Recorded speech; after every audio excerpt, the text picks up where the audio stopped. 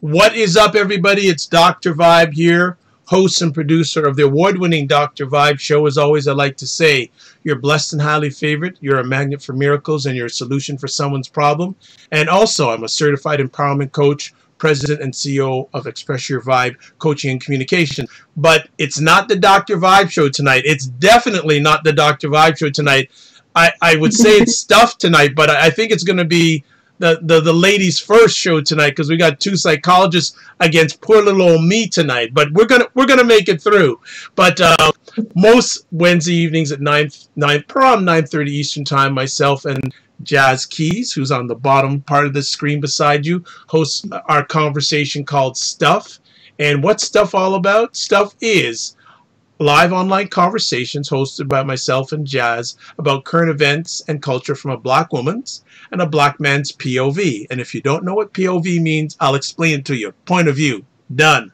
So, Jazz has been away for a few weeks doing odds and ends, and certainly first things first. Jazz, welcome back. How are you and your daughter doing?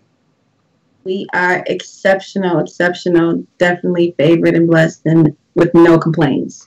Excellent. And one of the things that you were up to over the last few weeks, you went to something called NABJ. So tell us what NABJ was all about.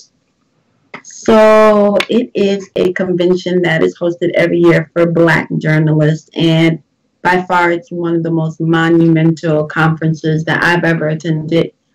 Specifically, if you're in this field, whether it be media, whether it be broadcasting, whether it be on the writing end, which is kind of how I navigate into that space. It is a powerful conference for networking, for being empowered as a person of color in this particular field, and just dynamic on every element, from learning experiences to building relationships to connecting with individuals that are in the base all the way to CEO and CFO level and so on and so far. But it's just a really powerful and enlightening weekend that we get together and grow in this particular industry. So powerful, definitely. Well, I follow you on Twitter, and I was keeping a track on you, and it seemed like you had a really great time down there. So I'm glad it was a positive, rewarding experience. I went the first year just in awe, and I got to come back this year as an author and a speaker. And so it was definitely a shift in my experience and the way in which I participated in NABJ, but equally powerful. So it was definitely, again, another life-changing experience at NABJ. So I definitely recommend it to anyone that's in this industry. You won't regret it at all. Well, if it ever comes close to Canada, I will make a thought of making it to it, because I don't think there are probably too many African Canadians at that conference, and I'd like to be a barrier breaker and come and just cause craziness down there.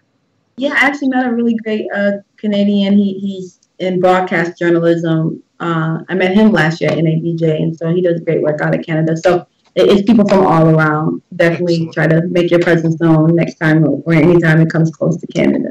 Thank you so much. Well, it's great to have you back. And how's your dear daughter doing, by the way?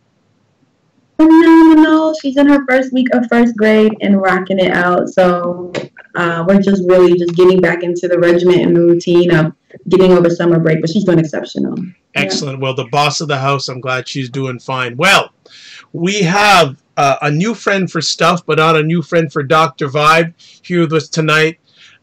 She rocked the house a few days ago on the Dr. Vibe show when she came on and shared about an article she talked about called Healing Black People. And it was an outstanding conversation. And I said, you know what? We got to get you on again.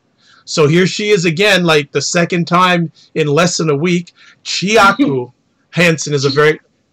Oh, she's going to correct me. Chiaku Hanson. Chiaku Hanson is a very discerned and spiritual woman. She is honest, unique, and eclectic. She is a male decoded blog called Male Decoded, where she decodes the male psyche. She's a doctoral candidate of clinical psychology. Her interests in psychology are spiritual psychology, psychoanalysis, and neuropsychology, spirit, mind, and body. So she is with us for the first time on Stuff, and she's going to be sharing one or two things from a very interesting book she has written called The Male code. And I didn't know I know guys have male code, but it's going to be interesting to hear it from a lady's point of view tonight. So Ms. Hanson, thank you so much for coming on tonight. How you doing? I'm fine. And you?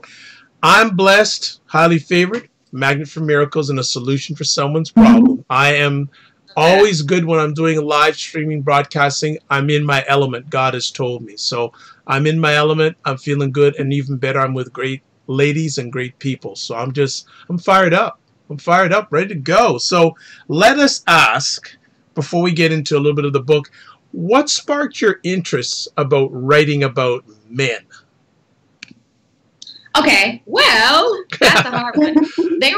Men have always been, because I live a very spiritual, traditional life, so I don't waste my time, like sex out of wedlock, that's not my thing. Like, dating, that's, if it's not courting for marriage, I don't waste my time. So, I grew up with a father in a household. So, I have a different way of moving. My parents have been married since they were like 18. So I have a different way of moving when it comes to like dating, and a lot of, I have to protect myself is what I'm saying. And so I was always kind of confused about the mixed messages that men give. And I just asked for prayer one day at church, and and this lady was like, "You have the gift. You're the one that's going to like bring understanding to this." And I was like, this lady's crazy.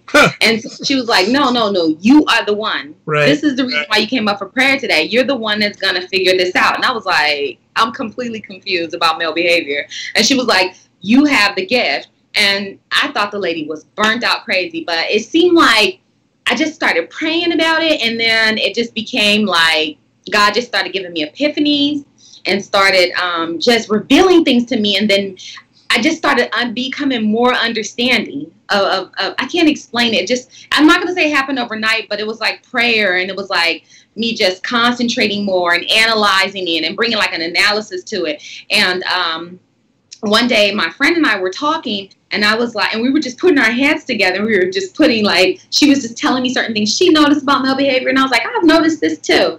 And she was saying, we should start a blog. And I was like, I was thinking the same thing. And so I said, how about I start it? And then, let's start talking about what we know. We may not know everything, but let's talk about what we do know. And so she was like, fine, that's perfect. So she totally flaked out on me, left me hanging. And then I said, hey, what happened to our blog idea? And she was like, well, I came up with a name, but as far as the blog thing, I'm not really interested in writing and all that stuff. And I'm like, I love to write. So she was like, well, hey, we're decoding behavior, so let's call it like male decoded. So I was like, okay, perfect. So she left me behind, and I just started writing, and I started getting views, and it just got bigger and bigger and bigger and bigger, and then people started emailing me and asking me for advice, and then I started asking people started emailing me for sessions, and then I decided to turn this into like a business. So I created my own website. I wrote like a book that you can order online. It's like you can get an ebook. It's an ebook, so you can download it. And I just talk about male behavior from like a psychological perspective, spiritual and psychological perspective. And it's objective. I'm not male bashing. I'm not singling anybody out. I have a lot of male followers. A lot of males like the blog. And I just talk not about traditional dating, not about like ratchet stuff or like reality TV stuff, but about actual behavior from a male perspective. I just talk about what I know. I don't act like an expert in all aspects of male behavior, but I talk about what is revealed to me through God, through men who help me as well. A lot of men help contribute to the perspectives that I come up with. And I read a lot of books. And I have the background in psychology. I'm a doctoral candidate. So I just kind of like put it all together and I developed this thing. I like it. It's really cool. Well, if you didn't like writing about men, it'd be a very big uphill journey. But I'm going to head off. Jazz, do you have any questions at the present moment? No, not at the present moment. Okay, I will continue. I will continue to flow here, and I know you'll jump in. So, yeah, how has the circumstances of having parents that have been together so young and so long affected your thoughts about men? Well, not only were my parents married at like 18, everyone in my family was their mother and their father. So all I've ever witnessed is two-parent households within my family. All my cousins were raised with both of their parents. All of, even on my mother's side of the family, people were, you know, the family members were raised with both parents. So I've always witnessed like two-parent households within my family. It's a big thing in my family, like, oh, you knocked her up? Time to get married. You know, that's the thing in my family. So it's a big impression of like the man is very important. He needs to be in the household. He needs to be involved in his children's life. And that's just what it is. So for me, I kind of have that same, I have I'm a permanent woman. That's what I say. I'm not a woman you can just date. I'm not a woman you can play with. I'm not a woman you can discard. I have that. I was born to be a wife, not just a girlfriend, or not just someone that you just date and fool around with and play around with. No. So I think it kind of shaped me in that perspective, just watching like two people always be together and never talk about divorce or separation, and always watching, you know, people in my family have both parents, and even if times were bad, it was still like, we're not getting a divorce. Like, divorce is really not an option in my family. So it's like, even if things are not perfect in the relationship, because I'm not saying everything's perfect, but even if the marriages aren't perfect, people in the family stay married. So that impacts you. It impacts you. It shapes how you see things and how you think about things and how you allow yourself to be treated and how you respect yourself and how you carry yourself. You know, like, for example, I'm not looking for a father in a man. So I can tell when a man, how he talks to me, if he's trying to, like, remember we talked about transference the other day. I can tell if he's assuming I don't have a father, because in the black race, since the 1970s, the black man has been missing in the household. So I can tell when a man is talking to me, assuming I don't have a father, because I've checked men, like, excuse me, I'm not looking for a daddy. I have one. I have a father. And they're like, oh, and they like shift gears right away. So I'm not off when, I mean, obviously if I was off, they would say, what are you talking about? You know, so it just kind of shapes the way you carry yourself, I guess. Okay. Jazz, anything yet? I can keep on going. I can't hear you now. Oh, sorry. Oh, sorry. Jazz, anything yet? As I can keep on going here. No, I'm just actually absorbing a little bit. Okay. I have started sharing on my Facebook. Okay, so we have some no problem. Hey, that's no problem. But we'll kind of jump into the conversation first and then move from there. No problem. Mm-hmm. So let's get into the book. Why did you write this book? Why did I write this book? That's a good question. I wrote the book because I was like, what are the 5 things that I feel stand out with what I watch on TV, reality TV? Because I watch reality TV for like fun, just to like analyze people.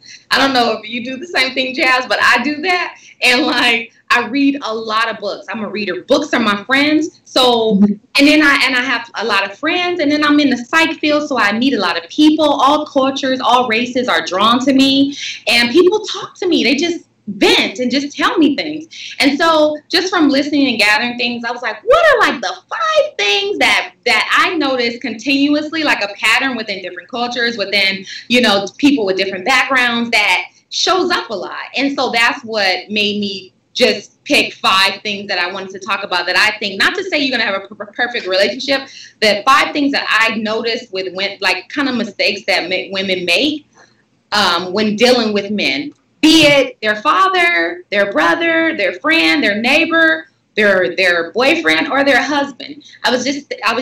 It's just, you know, kind of something I came up with off the top of my head. It was just a crazy number. I could have said 10 things or 20 things, but I said, I'm just going to stick with 5 things that I think I know, you know. Well, that's good. Now, was it hard for you to write the book?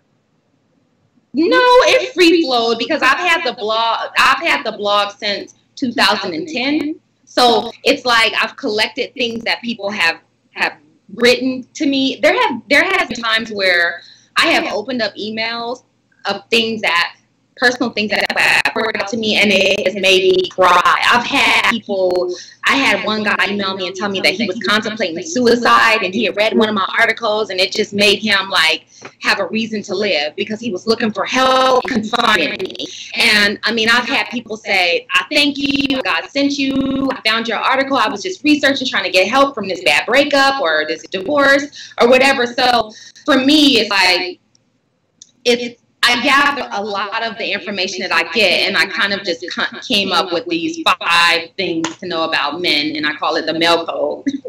Okay, well, and you know what? And more your we may not get to more than 1, if maximum 2 tonight, because there's a number of conversation pieces that I want you to share about. And I've been doing this online conversation for 10 years now, and I've spoken and heard a lot and speak privately with me, publicly with me. One of the things that just off the top of my head, what gift do you have that makes men open up to you, in your opinion?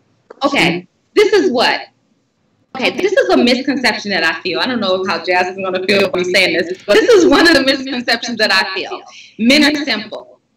That is the biggest lie that has ever been told. Men are simple. All they want is sex, food, and what's the other one? Do you know what it is, Jazz? Sex? They say all men want is sex, food, and sleep, or something like that. Oh, and they're fine. It's very simplistic. Something like, but like, I don't remember all of them. But it's like, Jazz. Huh? What'd you say? I said they suggest that it's something very simple. It's 2 or 3 things that men need. Yeah, right. And I can't remember what they are, but I know one of them is like, 2 of them are like sex and food or something like that. And like I said, I'm serious about the sex out of wedlock thing. I'm serious about that. So that's definitely not something I'm giving. And so like for me, it's like, I'm like, I don't believe that that's true. My father is not that simple. He's very complex, and he's never hungry. He eats all the time.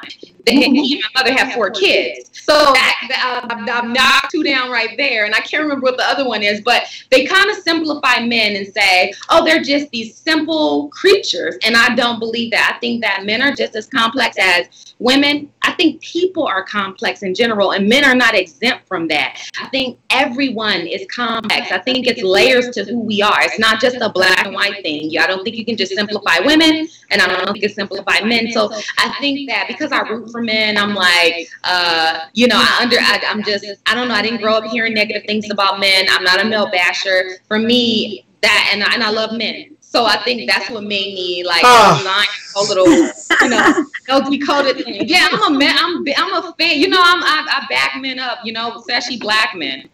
I'm the biggest fan. I always say that. So for me, I think, you know, that's where it all comes from. I don't believe that men are simple. I think they're more complex, and that's what made me design this website. And men, they like it. They're like, thank you. You know, thanks for not male bashing us. Thanks for not putting us down. They like that I'm coming from a psychological perspective, because that's pretty safe. For men, that's safe because they don't feel judged, and they don't feel like I'm writing them off, or that I don't come off as like an angry woman. You know that saying that they say about us. I don't want to even repeat it. You know what I'm talking about, Jazz?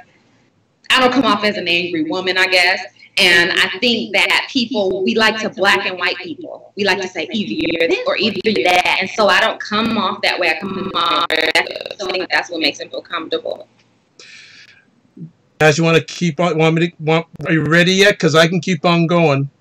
No, so I'm actually kind of excited to jump into, and I know we're only going to have enough time to really cover a word or two, which is fine, because I think that I'm excited to kind of get the umbrella open and see what kind of pours down from there. I'm pretty sure we're going to get into a multi-layer underneath each point.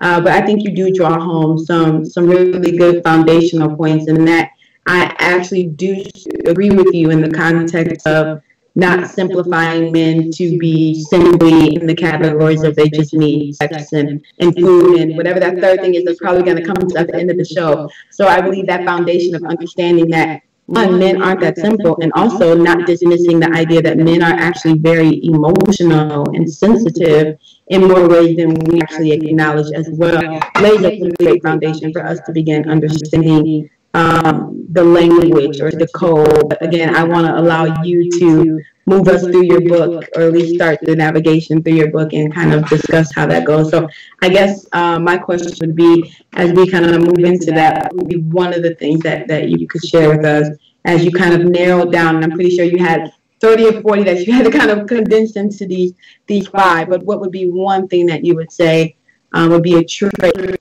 for us to know or recognize about men in the particularly dating relationship scene? Because I think that's what your book is geared towards, understanding relationships. Okay. In psychology, you know, we're taught to listen. People feel connected to you when you listen to them, when you hear them. So one of the things I talk about in the book, I have a subtitle, and it's called Men, let me get the direct subtitle. It's called Silence Drives a Man Crazy.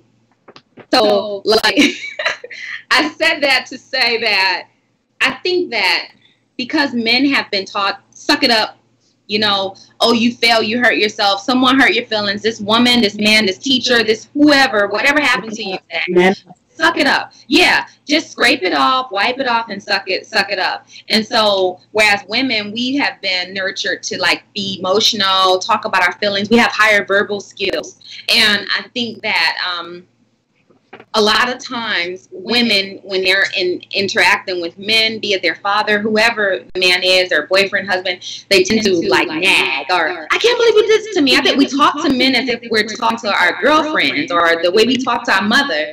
And I can't talk to my mother the same way I talk to my father. I can't. They are completely different. My father's a Marine. He's very strict. He's very mean. And he's very, like, straightforward and harsh, almost like a New Yorker. And my mother is very sweet and very nice and very peaceful.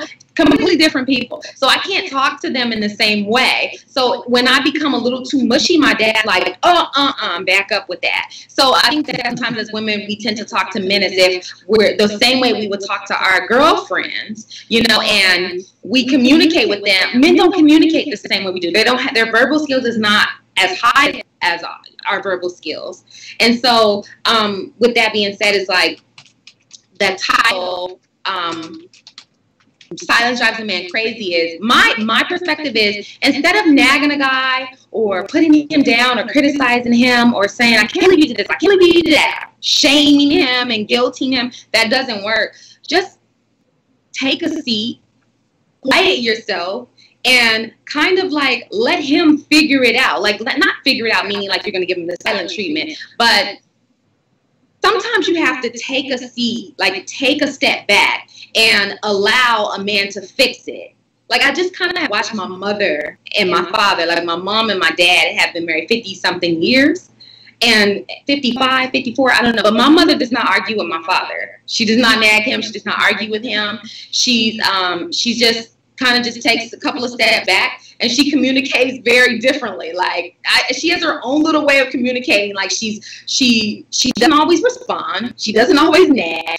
She doesn't always complain. She barely does any of that. But she has a way of, like, getting her point across when she needs to get her point across, you know? So I was just saying, like, communicate with your silence sometimes. Like, you can do that with body language. You can do it. You can communicate non-verbally. You can also humanize a man. Like, sometimes men are so detached from their emotions, they don't know what they're feeling at times. So you have to kind of, like, humanize them and make them connect to their emotions before you just kind of just, you know, like, jump on them. Like, I can't believe you didn't call me. I can't believe you stayed out until 3 in the morning and you didn't call me back. Like, I can't believe, you know, I mean, I'm just watching reality TV. I can't believe your baby's mother did, you know what I'm saying? Like, it's just like, you kind of have to humanize them first. If a man is not connected emotionally to you or to the situation, he's just going to look at you as nagging or driving him crazy or just, you're tripping. Let me just take a break from her. You know, I can give an example. One of the guys who lives in my apartment complex, he's the apartment manager. Oh, she's frozen on us. I know, she did. Unfortunate. Well, as we wait for her to come back, just want to say welcome to Dr. Tachiata. Welcome, Dr. Tachi, one of the great supporters of the Dr. Vibe Epic Conversations, and she just finished tonight her weekly show called Mediascope, which is something you need to catch. I catch it every Wednesday evening at 6 p.m.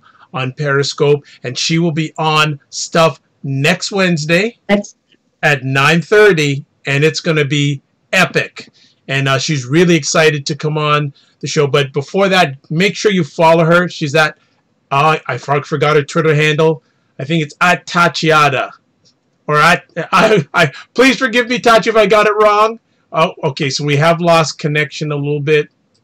So we're going to wait for her to come back. Gotcha. Okay, so we're going to see if we can get her back on. She was right in the middle of a strong point. Yes, she was. And I have a number of conversation pieces already for her this evening. Like just what she shared. So hopefully we're going to get her back, because that would not be good. She was just, as you can tell, viewer, she's very passionate about this subject. She does not play. Okay, I got Tachiata's. Tachiata, I got the Twitter handle. Feel good. I did something good. So we're waiting for our guests to come back. Oh, I'm back. I'm sorry. No problem. Hold on. Just let me get you. No problem. Let me just get you back up here. I'm gonna tell you guys what happened. It's okay. I thought it was charged. Sorry. Hold on. Okay, we are back. Okay, so you were just really getting into some, you were good stuff already. So the guy who lives in my apartment complex, he's my friend. He's been the apartment manager for, I would say, a year. And he said something that was insensitive one time. I was a little sad. I had a sad day. You know, you just have a sad day instead of a bad day is a sad day. And he said something that was really insensitive. And I didn't shame him or guilt him. What I said was, I don't feel that your response is emotional. I feel like it's an intellectual response. And I'm kind of emotional now. And he was like, oh, really? Okay. He was like, man, therapy, I'm working on this. I'm thinking on this. And the reason why he was able to respond that way, Jamie, I wasn't like yelling at him or being like, I can't believe you responded that way. You know what I'm saying? So I was just saying to say that sometimes you have to humanize a guy so that he can like connect is what I'm saying. So that's the whole basis of the title.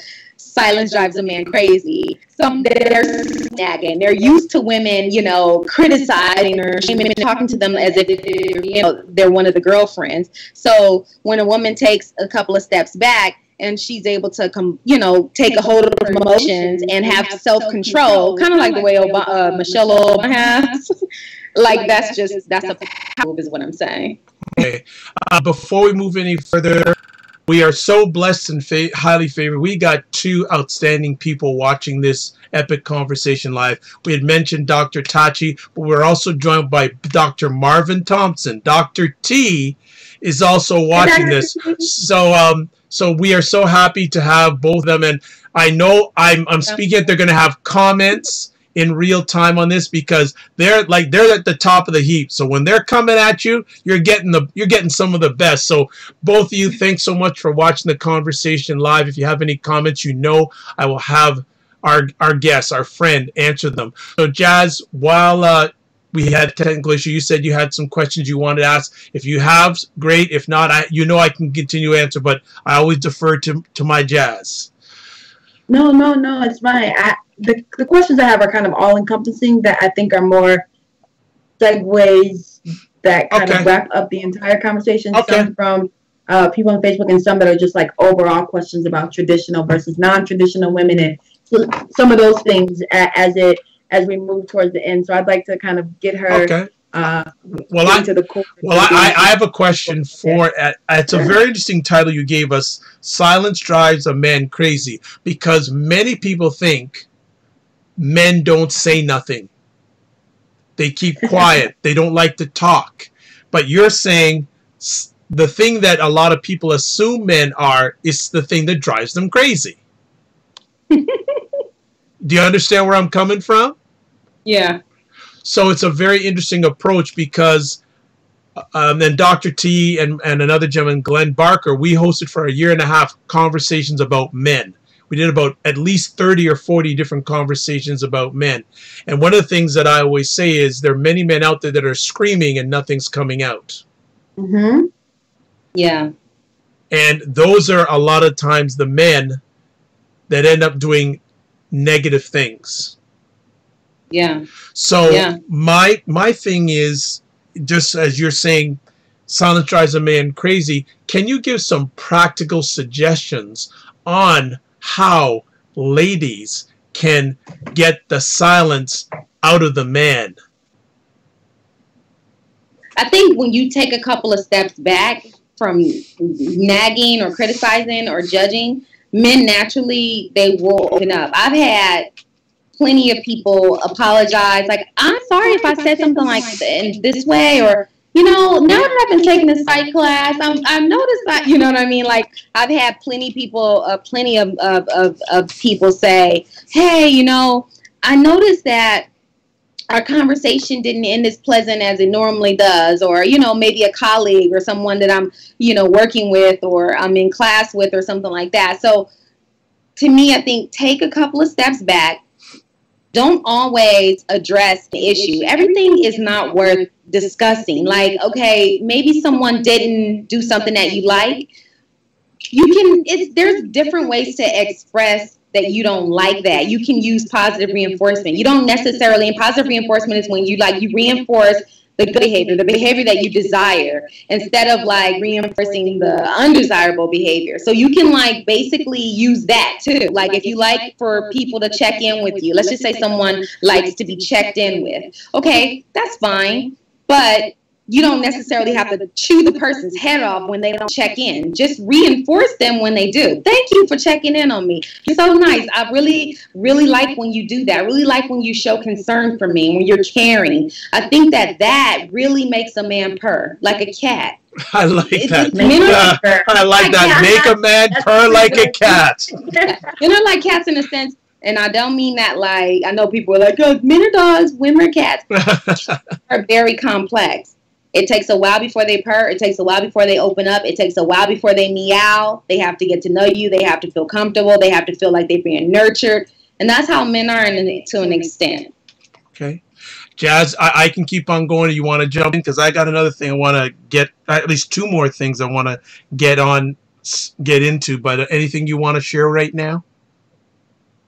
I think I'm just really just absorbing, okay. And I think that you're giving a lot. One of the points I do want to just reinforce is I think that it really makes sense to take some of the things that you're saying and put it in a very, like, a way that's easily to be applied, because we can converse about these things, and at the end of the day, what some people are going to be listening for is to say, okay, well then what can I do differently starting now? And I think one of the powerful things, one of the powerful communication tools that you just offered was the use of positive reinforcement, which is instead of being so, you know, hell-bent and focused on putting emphasis on what you don't like, make sure that you are instead directing that energy and that focus to praising and giving, you know, admiration and attention to the things that you appreciate, and to not reduce that to being very like pat on the head like, but just truly expressing genuine appreciation for those things that make you feel full and make you feel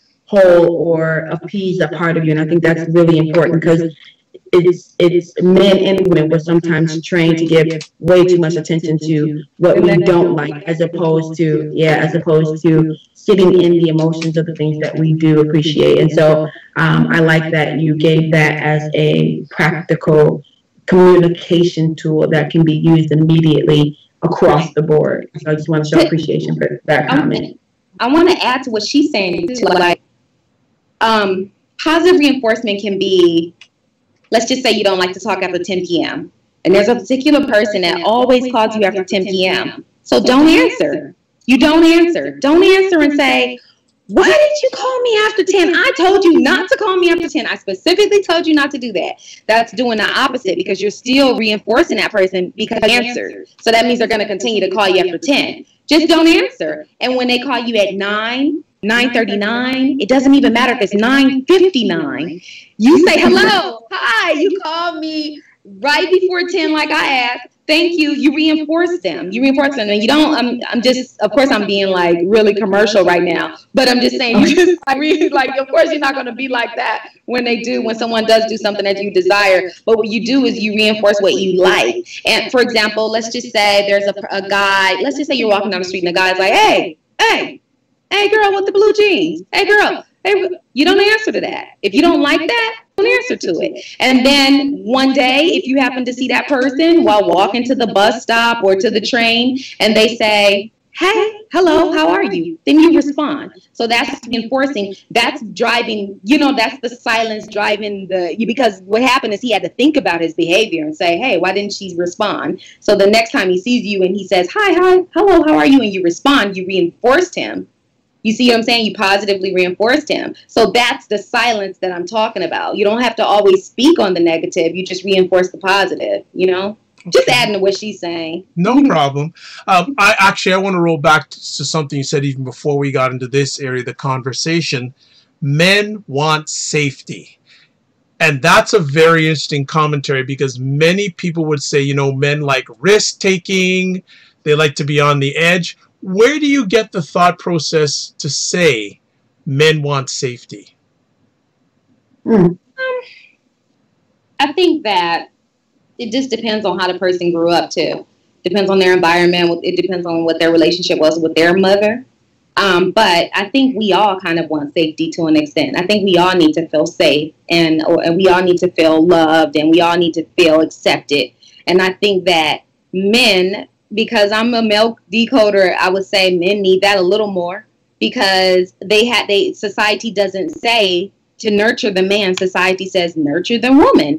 The woman's emotional. She's out of control.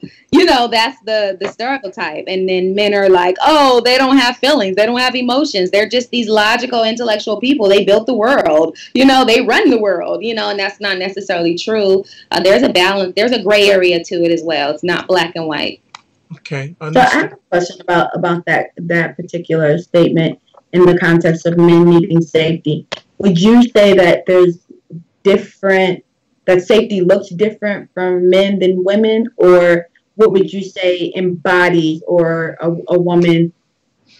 I would say yes. If I had to answer that question, I would say yes, that safety does look different for a man and a woman because a woman, meeting you, upon meeting you, the first thing I noticed, there's transference, positive transference, but it's still transference.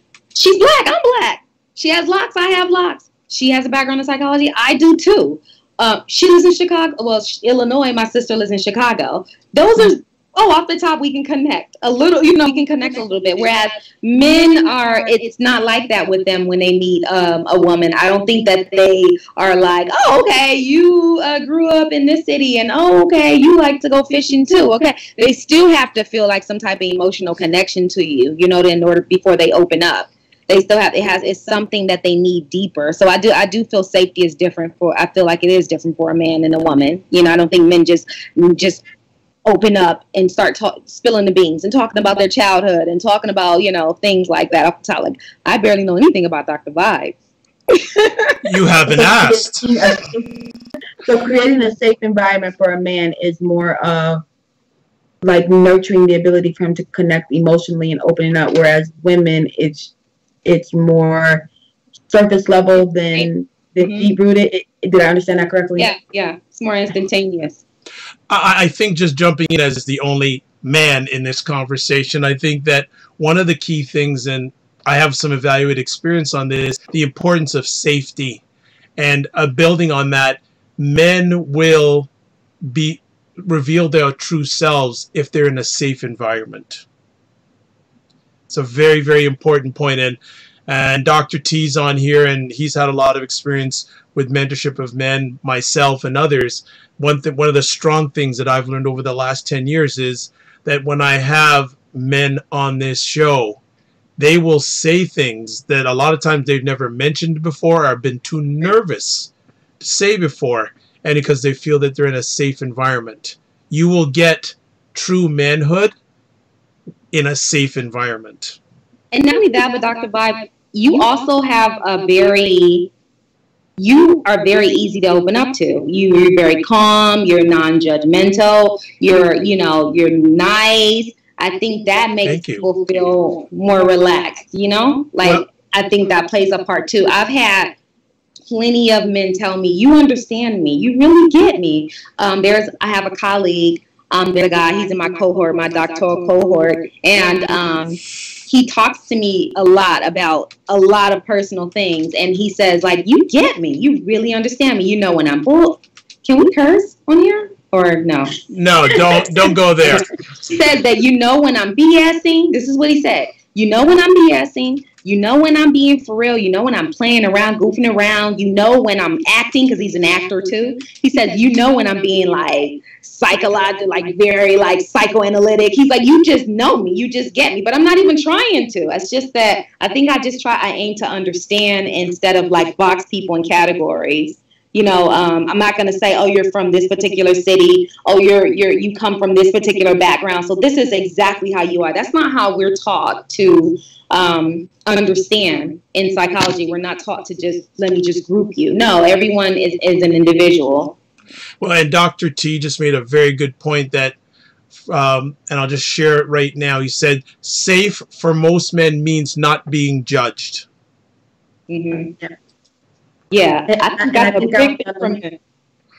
think I was going to mention that when we were kind of evaluating what makes for a safe environment for a man. Is it's one thing to create this opportunity for someone to feel open. It's another thing to respond in a way that makes them go back to being guarded.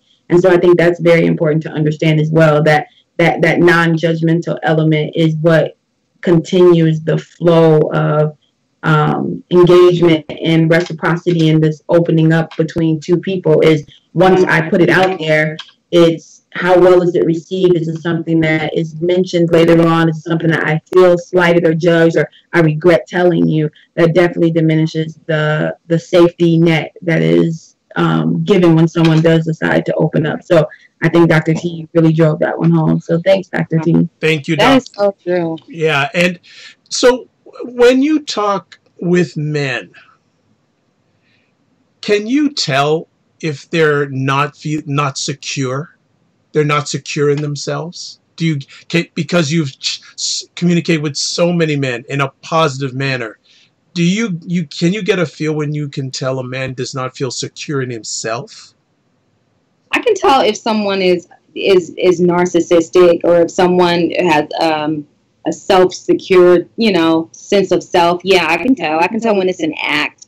I can tell if it's, for example, I crossed paths with someone from New York the other day, and I live in Los Angeles, you know that. And so you know how it is in Hollywood. Everybody knows somebody, And so this person was just like, I work with this guy, I work with Timberland, I work with Missy Elliott. If I was to die tomorrow, my funeral would be lit. And I'm like, why is, in my head, he didn't know what I was thinking, but in my head, I'm like, why is he putting on? Like, why is he trying so hard? But he wanted to impress me. But it was totally unreal. It was false. It was his false self. It was a false self. It wasn't his real self. He wasn't really telling me anything about who he was. He was just telling me about how great he was and how successful he is. If he was to die tomorrow, all these celebrities would be at his funeral. You know what I'm saying? So yeah, I can tell.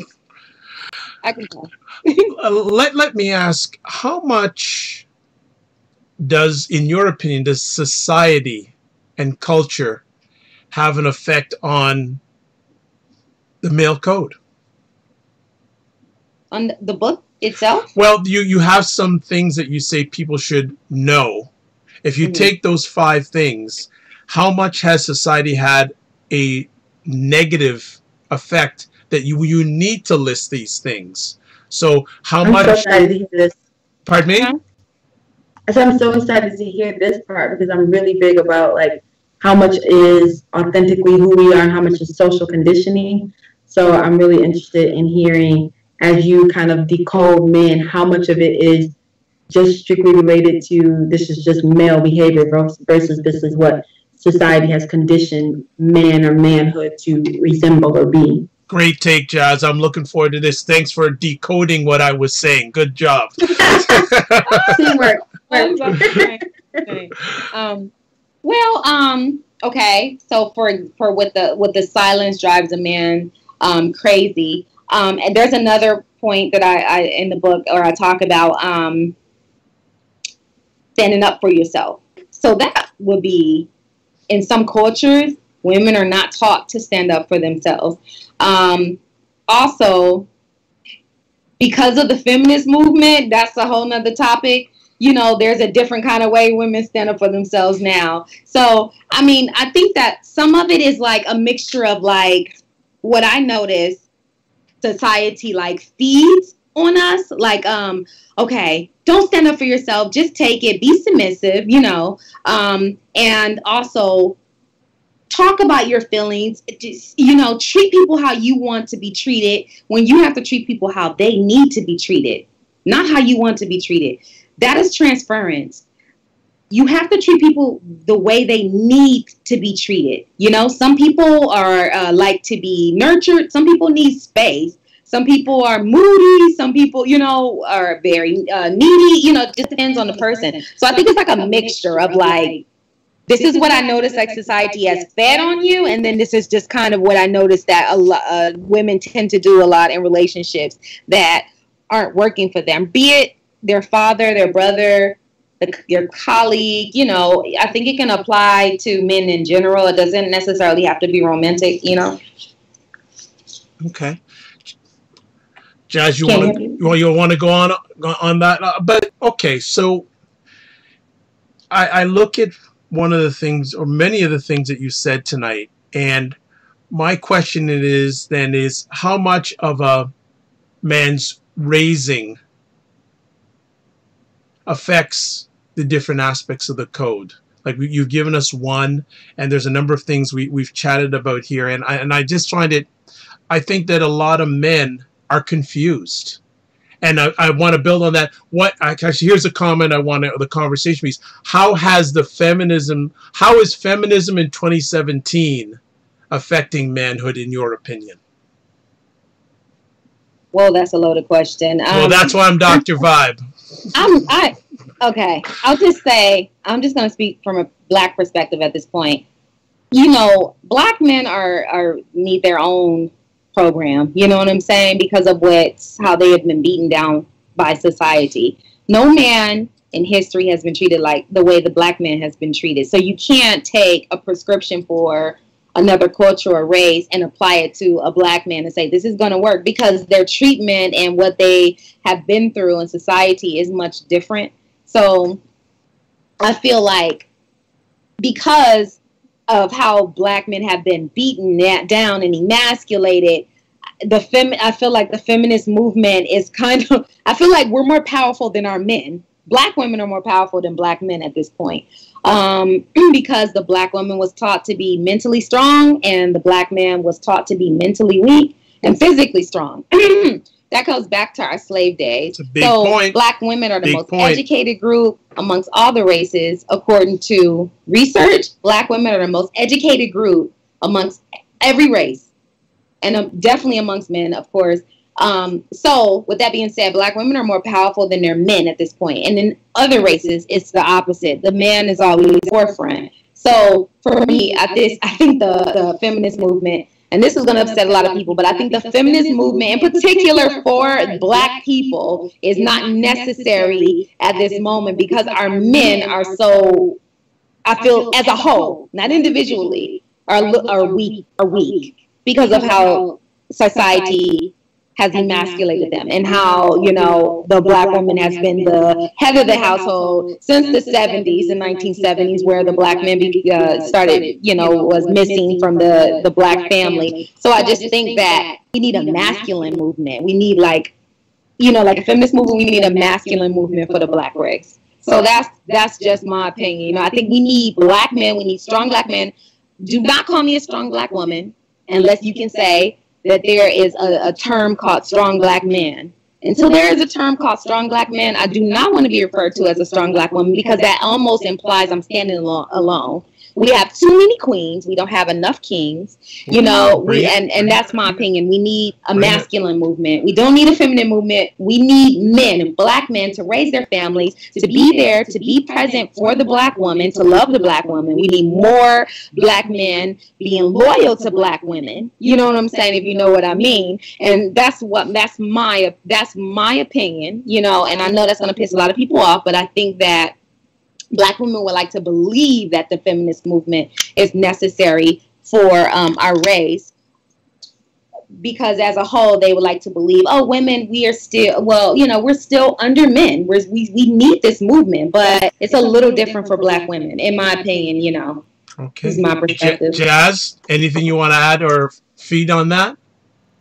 Yes, so I have and it kind of goes back to one of those rapid questions. And again, this is a topic that we can literally dissect in multiple different ways, and multiple different sectors of this conversation can be addressed as a separate conversation. So I'll do my best to kind of hone in and put a target on one point.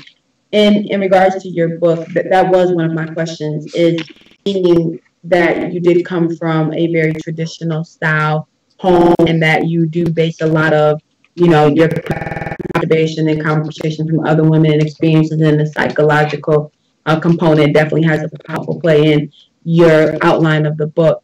Do you feel like this is a book that speaks to the non-traditional woman? Because regardless of whether or not we feel like the feminist kind of movement or that stance is necessary, it's very true that we are seeing this kind of movement and shift where women are, and I'm going to use Maxine, you know, reclaiming time, power, things like that in a very bold way that maybe go against some of the traditional elements or traditional traits of womanhood. In the light of your book, do you believe that there's still perspectives in there that speak to... I'm going to be honest with you. Mm-hmm. I'm going to be honest with you. I don't cater to worldly behavior. No, I don't. And what I mean is I'm not of the world. I'm never going to not be honest with who I am. I'm never going to say, to hide who I am and what my spiritual beliefs are, or not even beliefs, or knowings are, you know, for someone else. If you can't, if you don't like my perspectives, and if you don't like my position, there's other people that you can connect with, and that's, and I'm not see, the thing about me is that I'm not coming from a narcissistic like space. Like, I know everything and you should agree with me, and if you don't, you're crazy. No. You know, if you don't like the way, you know, my disposition, if you don't agree with me, you can zoom in to someone else. You can connect with someone else. There's a lot of people out there that talk about some of the things I talk about. And so, hey, I might not be for everyone, but what I can say is that I try to be as objective as I can, and I try to like reach everyone's perspective as much as I can without neglecting my own, you know, spiritual beliefs. So with that being said, yeah, I think my book is very, very objective. You know, silence drives a man crazy. You know, another point that I talked about was, you know, standing up for yourself, knowing how to not let someone walk over you, knowing how to not be a doormat. I think anybody can connect to those things.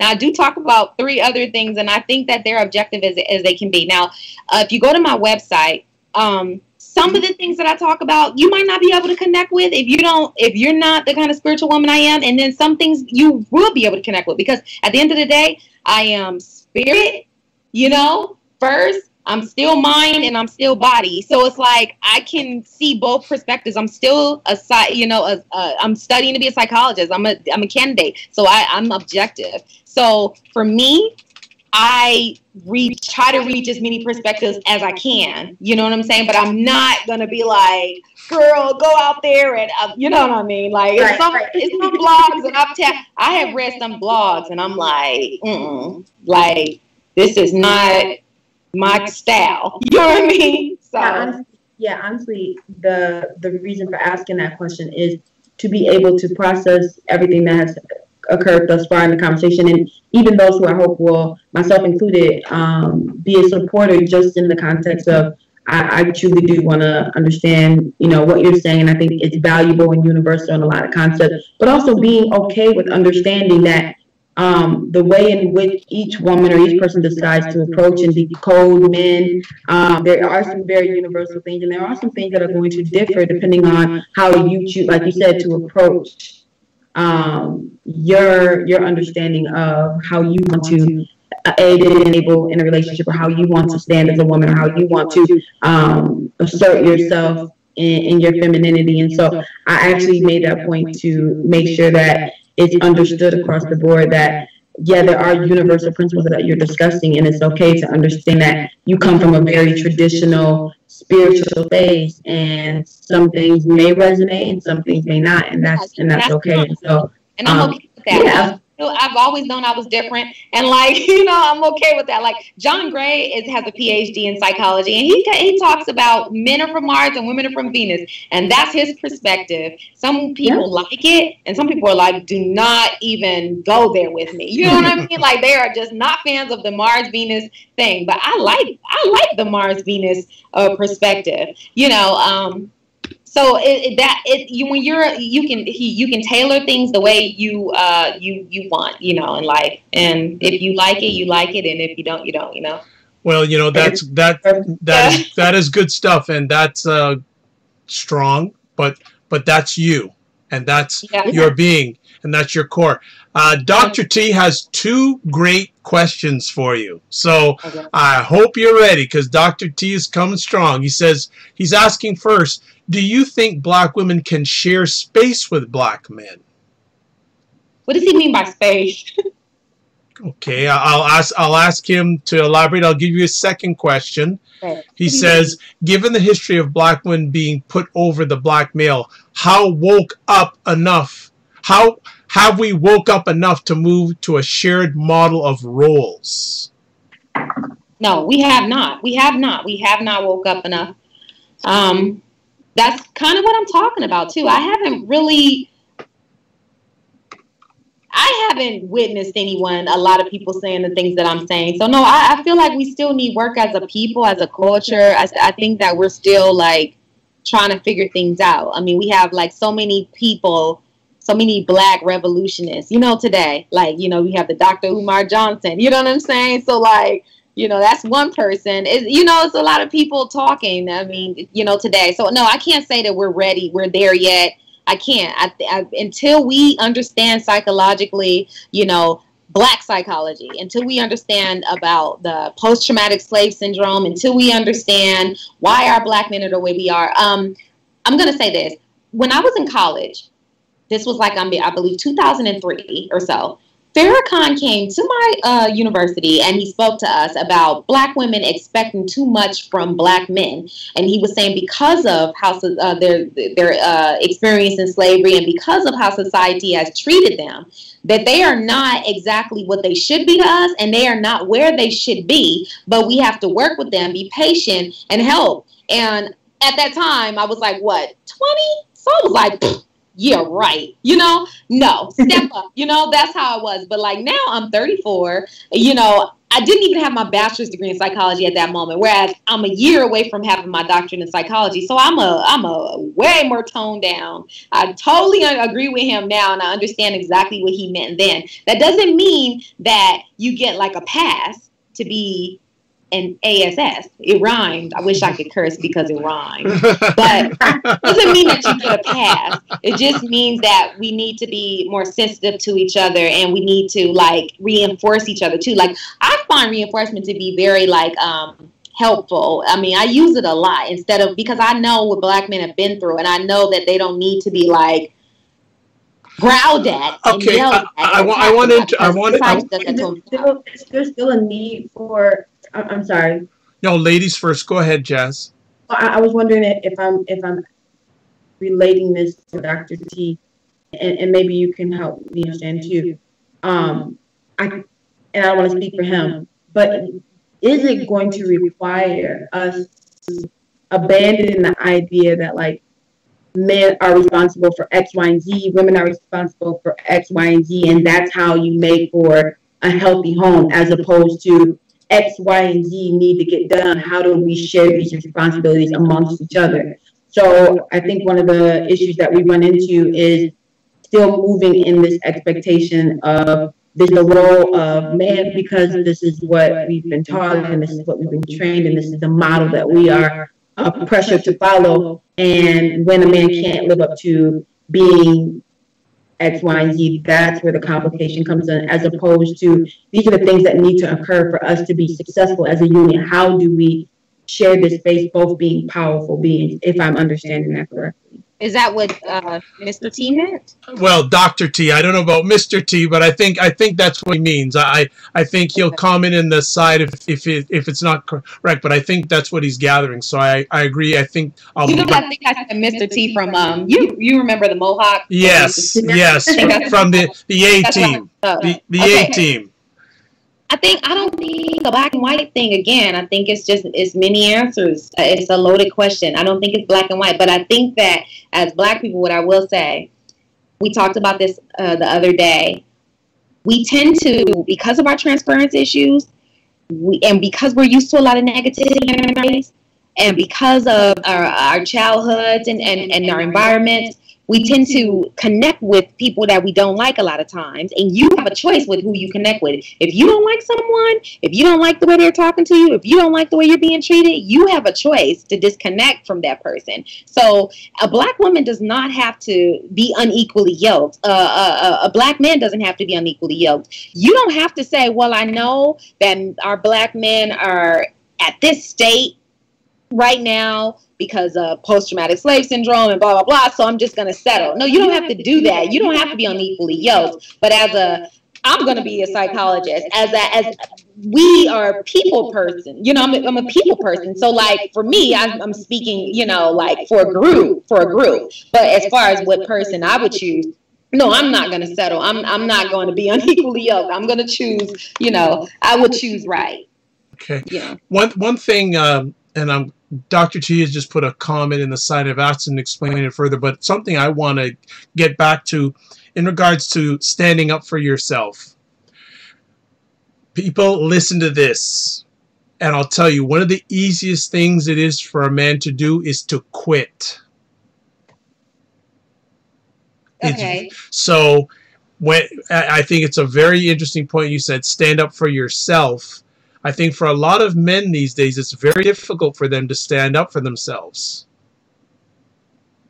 They feel beat down. They don't have an identity. They don't know what a man should be anymore, because everywhere they turn, they're getting different messages on what they're supposed to be as a man, and they don't even have. They have so much time just trying to stand inside themselves. They can't stand up for themselves.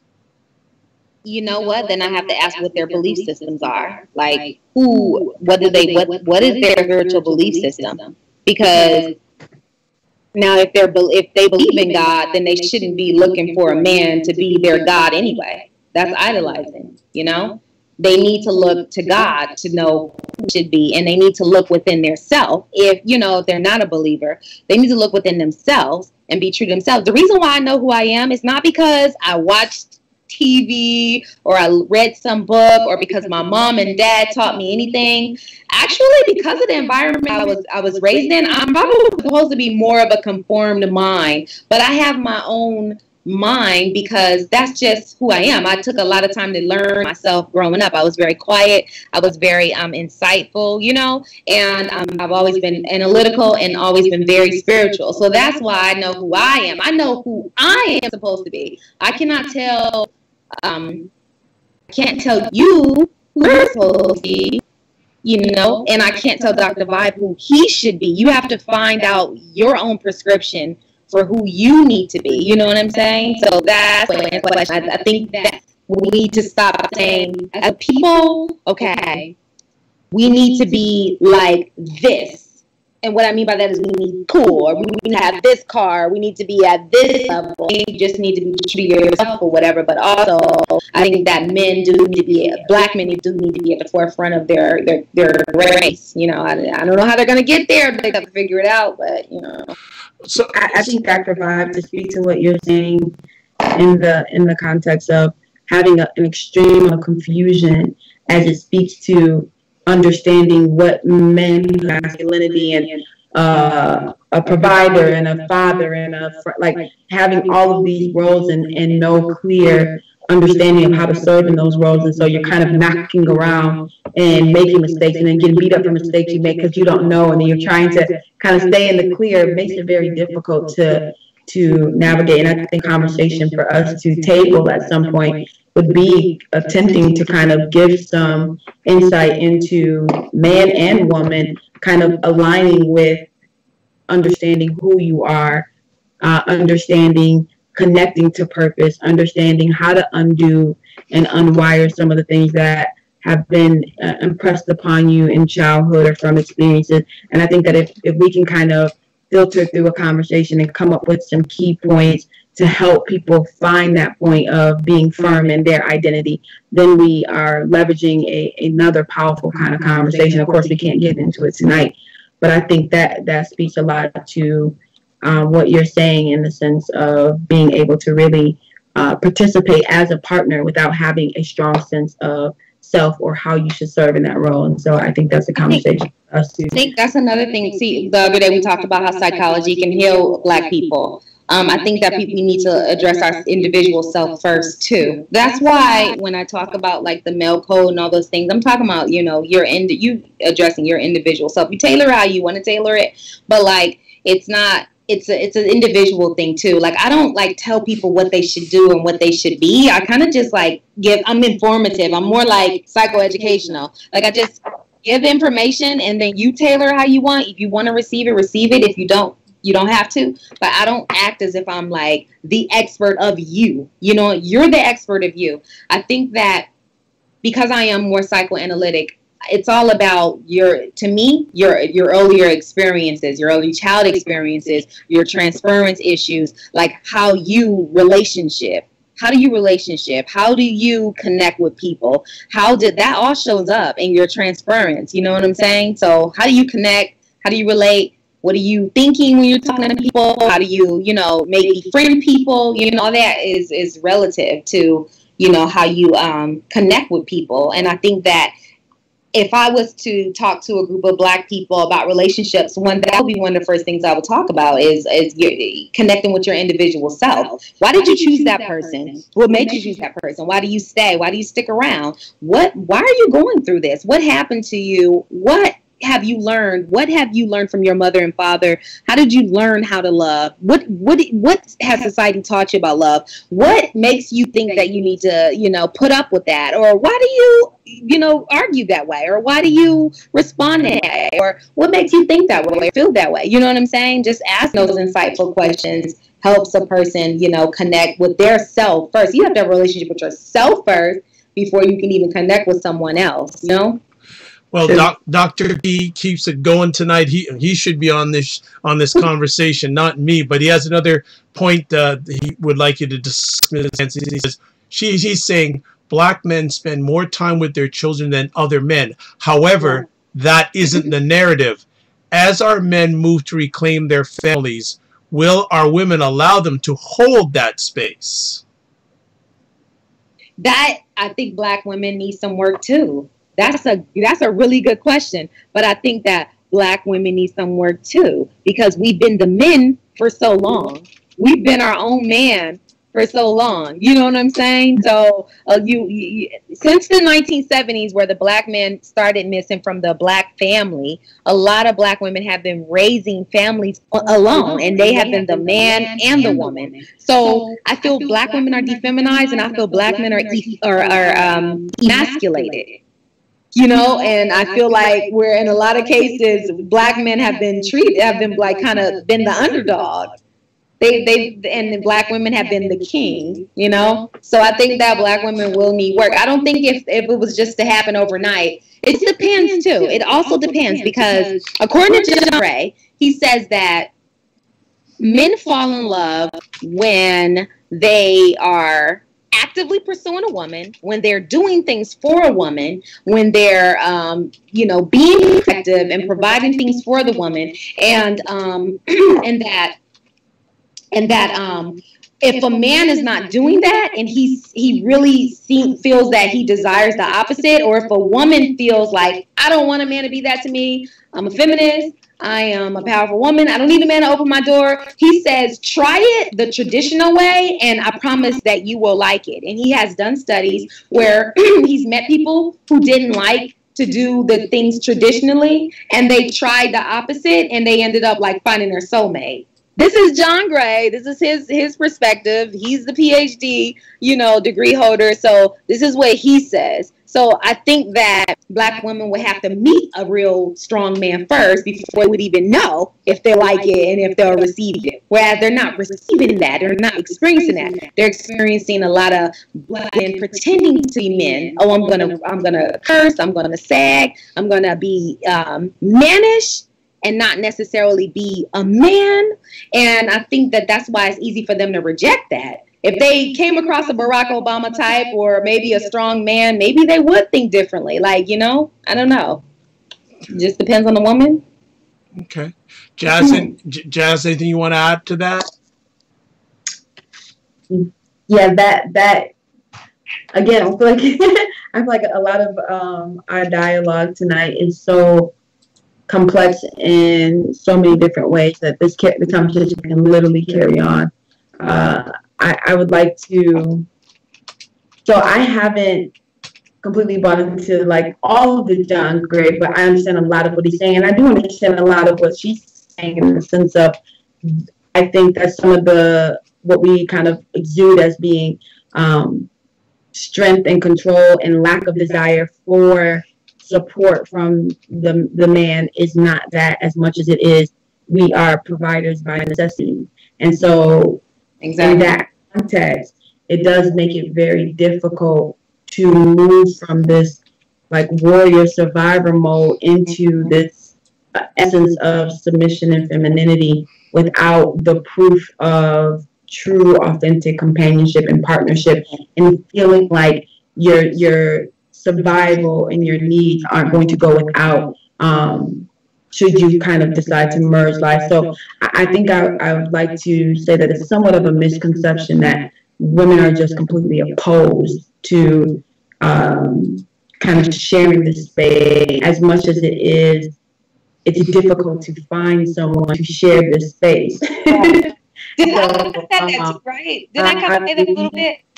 Yeah, absolutely. So I was just supporting that point. You said that, there is a part that women will, I believe, and I understand that research suggests that we would open up doors should we be in the presence of encountering someone who we feel like we could genuinely trust in enabling to push forward the family, for life. And that's just at the bare minimum, not even talking about the intimacy or anything like that, just moving forward life. And so, so, and again, there's a space between like what masculinity, what femininity is, who belongs to who. I believe that we both internalize both of those energies, and men are taught to suppress their femininity and women are taught to suppress their masculine energy, and we both kind of possess both of those. And so that goes back to that question of how much of this is social conditioning as opposed to really understanding who we are in our natural state, which is a different conversation. But all in all, I think that's a Carl Jung conversation, because he's talking about androgynia. So, like, we have both of them. These are loaded questions. That's why I like to kind of stick to like one thing at a time, because, like, I have the Mel Decoded website, and then I wrote Mel Code, and I'm just talking about those 5 things. But I think that talking about the Black love and black love, I think that's a completely, we need to do another show for that, because I feel like we're merging onto so many freeways right now, Well, that's why we have stuff. And that's why, especially when you got Dr. Tachi and Dr. T watching, you better be on your A game, because they got some more comments. And after these ones, we'll shut it down because we've gone a little bit longer than I've probably you expected to. But the content and the conversation is so rich. So. And then I do have a question or comment that came. Okay, here's you see we're going. This is good. So okay, let it go. So first off, I'm going to speak to what Dr. Touch is saying, She says there is a misconception of what manhood is and consists of. She also says we live in a hyper-masculine society that often equates aggression with masculinity. Exactly. Next, she also says, I gave my students an exercise. One of them mentioned how he bought his son a Hulk blanket because he wants him to develop into a strong male.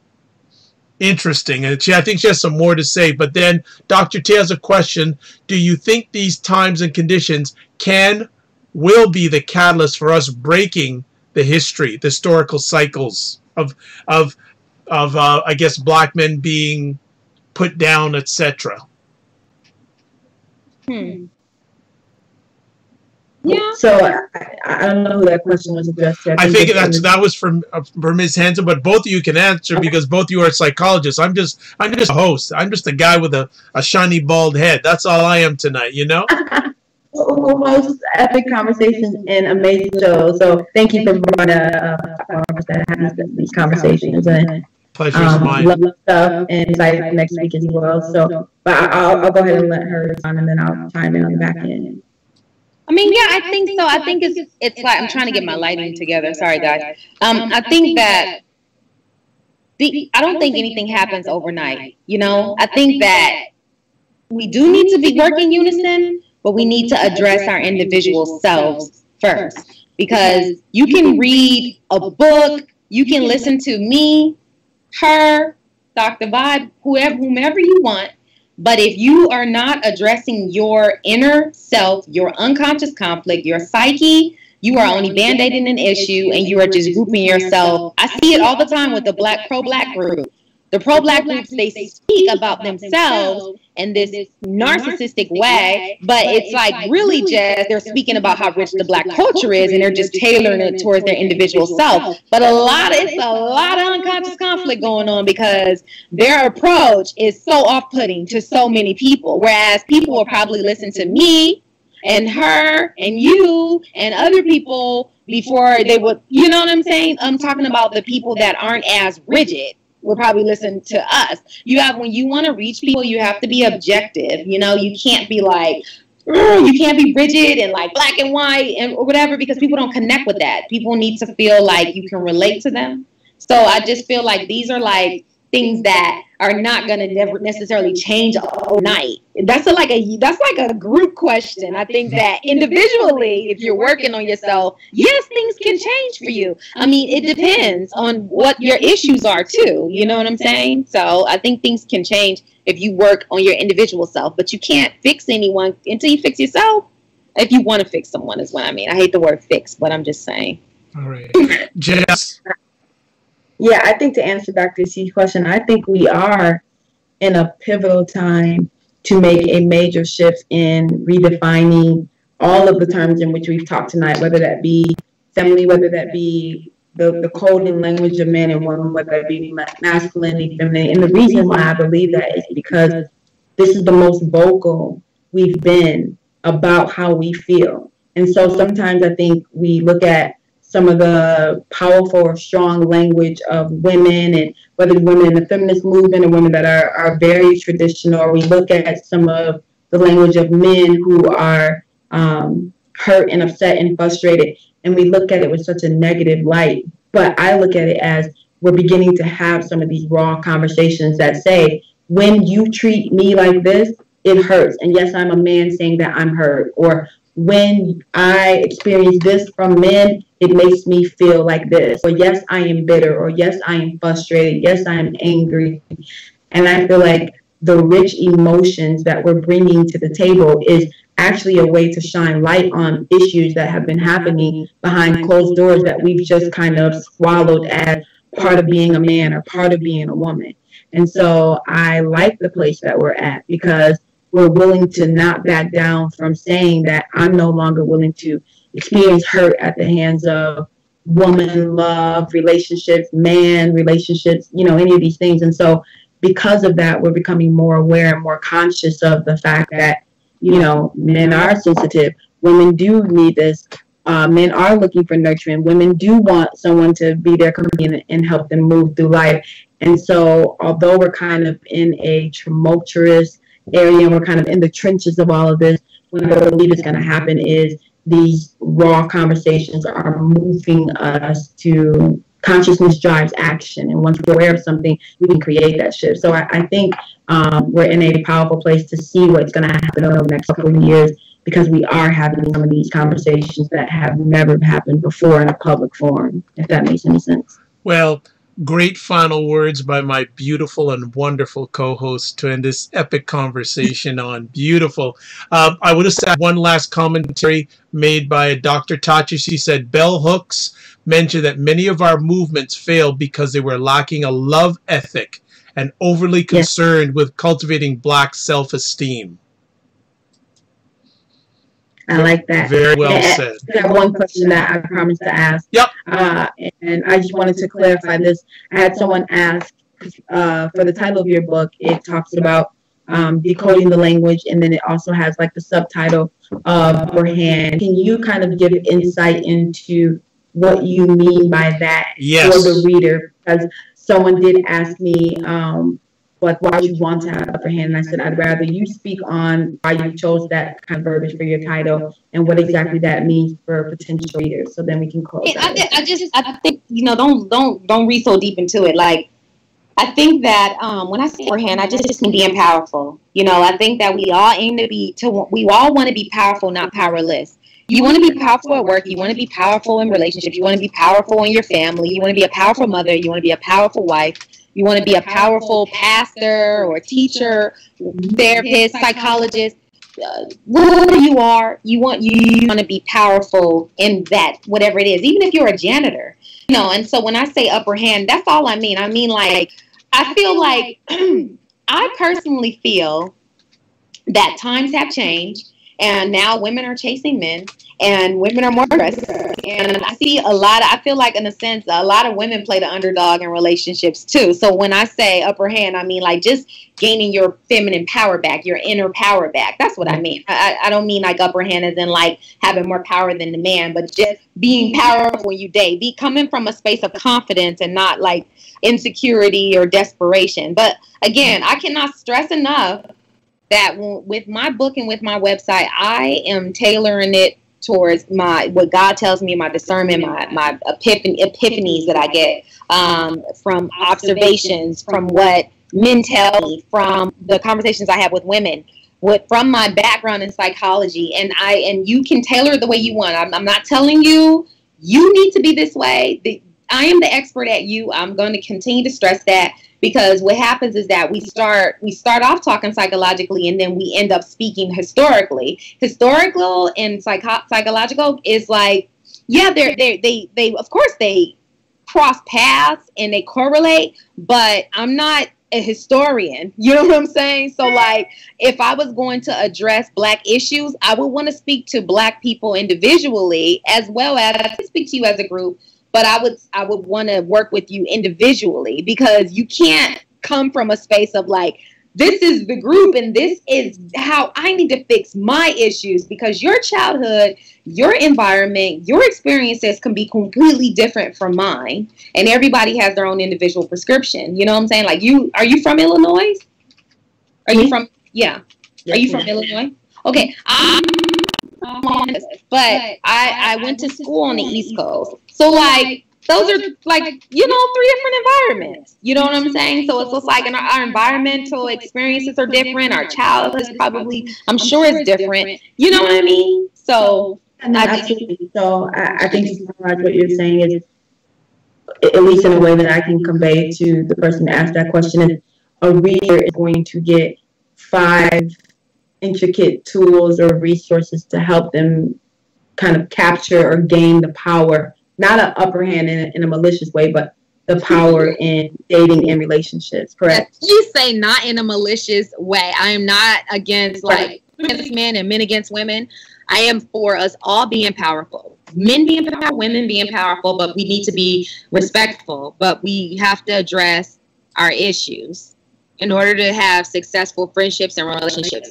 I have my relationships with people are more successful now than they've ever been, because the more I dig into psych, I'm able to heal even myself. So, I mean, I'm at a different maturity level in my career than I was with my bachelor's, my master's, and even now, like, getting your doctorate degree in psychology is a completely different, like, it is a whole different ballgame. And so as I grow, as I evolve, as I mature, my relationships, I connect differently with people. Like, I'm more powerful in my relationships because I'm able to, you know, be drama free and just, you know what I mean, and just connect differently is what I'm saying. So, absolutely.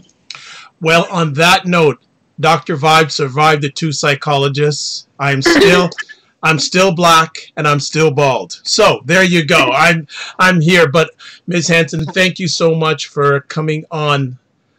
Wait, can I tell people where to get my book? Yeah, well, I was gonna get to that. Oh, Easy. Don't cool down that LA style. Easy for a moment here now. But yeah, we'd like to thank you for taking time out of your positive, productive schedule to be on Stuff for the first time. And I have a feeling you're going to be back. Just have this funny feeling you're going to be back. So yeah. How can people get in touch with you? My website, www.meldecoded, MELEDECODED, decoded, meldecoded.com, or they can follow me at meldecoded on Twitter, or also meldecoded on Instagram. They can also email me, WRITE.mel, MELEDECODE. They can also reach out to me on LinkedIn. And you can purchase my book, 5 Things to Know About Men, from my website. It's on my website. It's an easy purchase. You and it will download to your computer instantaneously. It's an ebook. Excellent. Fantastic. Before I have Jazz give her contact information, I'd like to thank 2 really special people, Dr. Marvin Thompson and Dr. Tachi, for making this an epic conversation tonight. They brought it with great thought process and great questions and great comments. And AKA Dr. Thompson was on a few weeks ago. Dr. Tachi is on next week, 9:30, Wednesday evening. She is going to rock the house, and she is one of the people I turn to first when it comes to media, pulp, and culture. She's going to be on it. Now, Jazz, how can people get a hold of you? Yeah, I'm a simple girl. You can find me on all social media outlets at Jazz Keys, JAZZKEYES. My website, www.jazzkeys.com. That is also where you can purchase my book. Instagram, Twitter, Facebook, everything is just at Jazz Keys. It's a pretty simple process of connecting with me. So, yep, or you can email me, info@jazzkeys.com. Excellent. And myself, I am the host of Epic Conversations and the producer of Epic Conversations. I'm Dr. Vibe. As always, I like to say you're blessed, highly favored, a magnet for miracles, a solution for someone's problem. You can catch myself and Jazz most Wednesday evenings, 9:30 p.m. time, right here, right now. It's a song by Van Halen, right here, right now. And you can also, if you want to listen to replays of my YouTube conversations, this is the place. Right here, have almost 250 subscribers, and if it's in your heart, we'd love more subscribers so you can watch more of these epic conversations. Also, if you want to listen to replays of my epic conversations audio-wise, website, thedrvibeshow.com, Apple Podcasts, iHeartRadio, Tuned In Radio, Stitcher Radio, Google Play Music Store. Also, selected conversations audio-wise on thegoodmenproject.com and also WJMSradio.com. You can also catch me as a brand ambassador for the only online site that is dedicated to African Americans in food, wine, and travel called Cuisine Noir Magazine.com. And finally, if you want a complimentary 30-minute empowerment session, since I am president and CEO of Express Your Vibe Coaching and Communications, reach out to me. I believe that the more empowerment that you have in your life, the better your life will be and the better you can help others with their lives. 2 last things. Live your life as a dream. If you can dream it, you can make it. And remember also, sometimes you have to get smaller to get stronger. Thank you so much for joining us tonight. God bless, peace be well, and keep the faith. And we'll see you next week on Stuff. Thank you so much. Catch